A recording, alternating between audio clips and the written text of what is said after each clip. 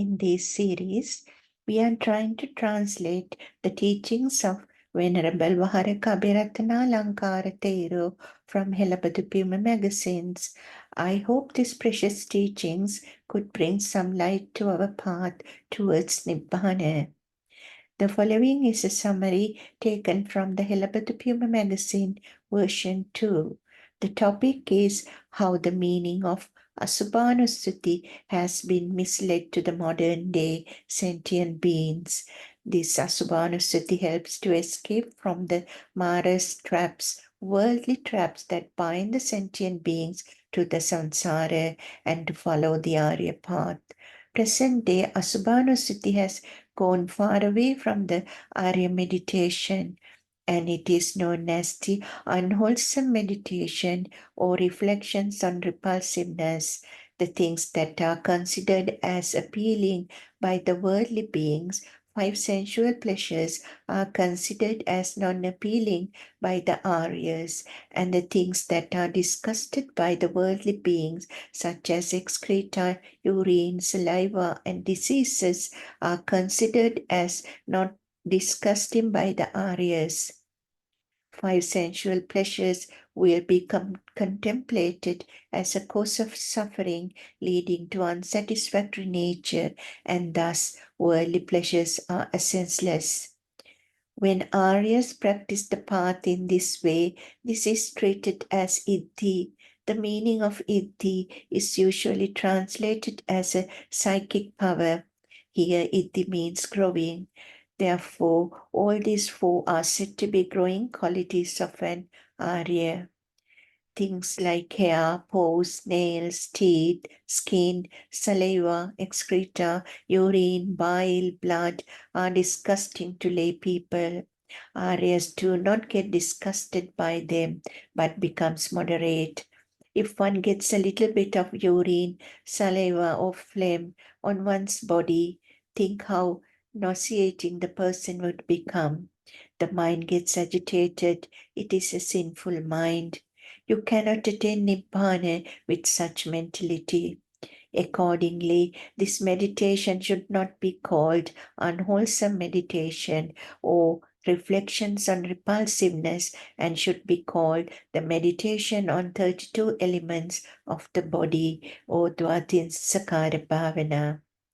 Worldly beings love the self and collects things considering them as mine.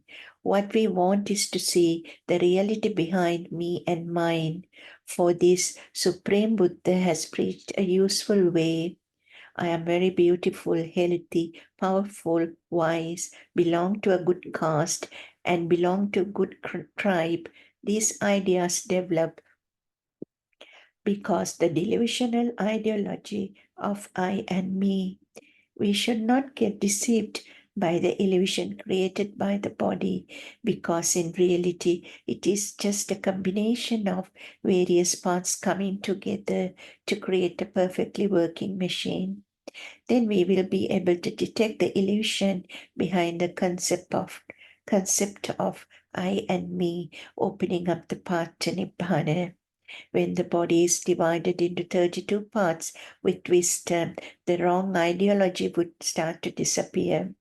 Supreme Buddha taught how to do this through a perfect analogy.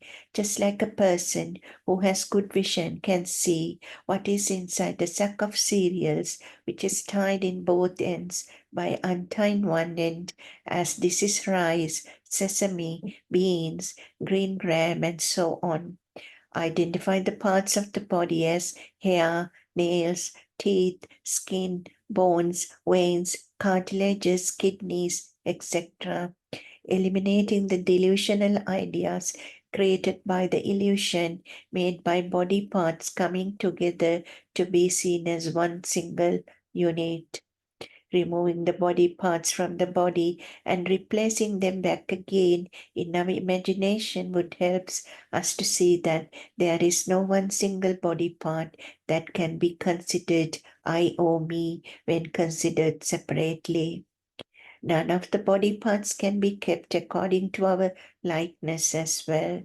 They change, disappointing us. In reality, these body parts are formations of rupa, which get created by the combination of solids, liquids, air, and heat.